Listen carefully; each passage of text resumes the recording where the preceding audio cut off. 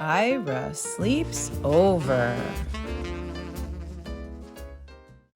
I was invited to sleep at Reggie's house. Was I happy?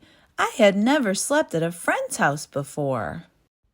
But I had a problem. It began when my sister said, "Are you taking your teddy bear along?" "Taking my teddy bear along?" I said. "To my friend's house? Are you kidding?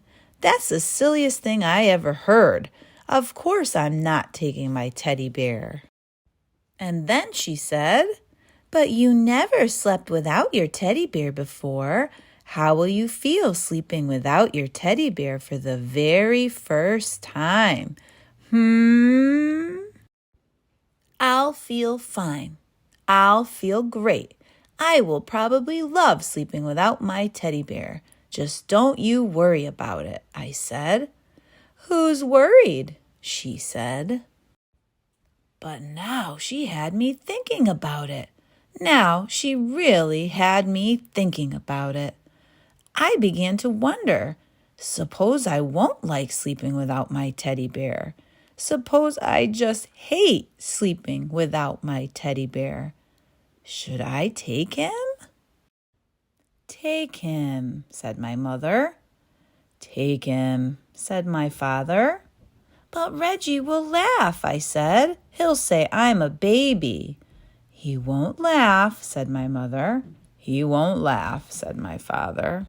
"He'll laugh," said my sister. I decided not to take my teddy bear. That afternoon, I played with Reggie. Reggie had plans, big plans. "Tonight," he said, "when you come to my house, we are going to have fun.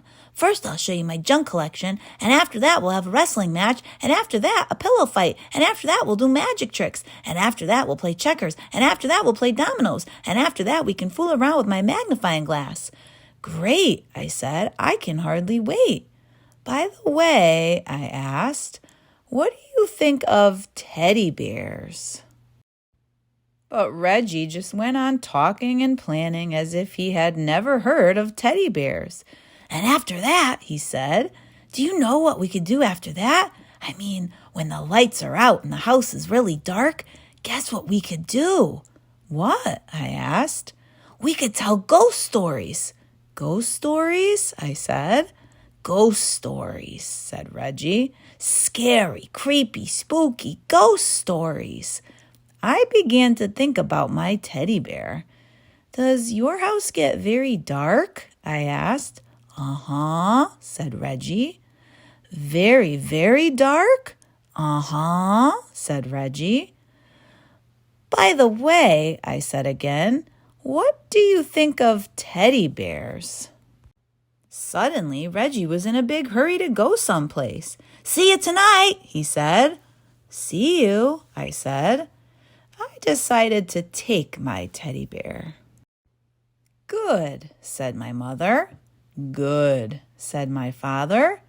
But my sister said, "What if Reggie wants to know your teddy bear's name? Did you think about that?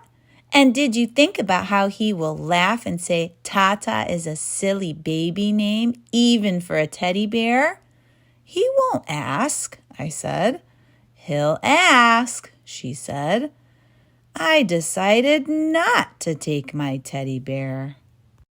At last, it was time to go to Reggie's house.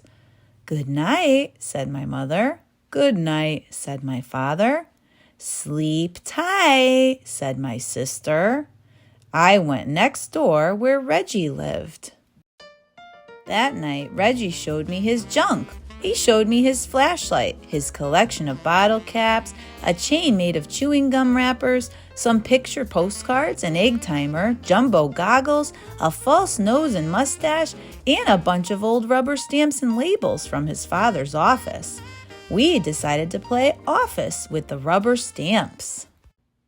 After that, we had a wrestling match. And after that, we had a pillow fight. And after that, Reggie's father said, "Bedtime." "Already?" said Reggie. "All ready," said his father. We got into bed. Good night, said Reggie's father. Good night, we said. Reggie sighed.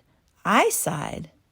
We could still tell ghost stories, said Reggie. Do you know any? I asked. Uh-huh, said Reggie. Reggie began to tell a ghost story. Once there was this ghost, and he lived in a haunted house, only he did most of the haunting himself. This house was empty except for this ghost because nobody wanted to go near this house. They were so afraid of this ghost. And every night this ghost would walk around this house and make all kinds of clunky, creaky sounds. Ah-roomp, ah-roomp, like that. And he would go around looking for people to scare because that's what he liked most to do, scare people. And he was very scary to look at. Oh, was he scary to look at. Reggie stopped. Are you scared? He asked. Uh-huh, I said. Are you? What? Said Reggie. Are you scared? Just a minute, said Reggie. I have to get something. What do you have to get? I asked. Oh, something, said Reggie. Reggie pulled the something out of a drawer. The room was dark, but I could see it had fuzzy arms and legs, and it was about the size of a teddy bear. I looked again. It was a teddy bear. Reggie got back into bed. Now, about this ghost, he said. Is that your teddy bear? I asked. What? Said Reggie. Is that your teddy bear? You mean this teddy bear? The one you're holding, I said. Uh-huh, Reggie answered. Do you sleep with him all of the time? What? Said Reggie. Do you sleep with him all of the time? Uh-huh. Does your teddy bear have a name? Does your teddy bear have a name? I said louder. Uh-huh, Reggie answered. What is it? You won't laugh? Said Reggie. No, I won't laugh, I said. Promise? I promise. It's Foo-Foo. Did you say Foo-Foo? Uh-huh, said Reggie. Just a minute, I said. I have to get something. What do you have to get? Reggie asked. Oh, something, I answered. The next minute, I was ringing my own doorbell. The door opened. Ira, everyone said. What are you doing here? I changed my mind, I answered. You what? Said my mother. You what? Said my father. You what? Said my sister. She was still up. I changed my mind, I said. I decided to take Tata after all. I went upstairs. Soon I was down again with Tata. My sister said, Reggie will laugh. You'll see how he'll laugh. He's just going to fall down laughing. He won't laugh, said my mother. He won't laugh, said my father. He won't laugh, I said. I came back to Reggie's room.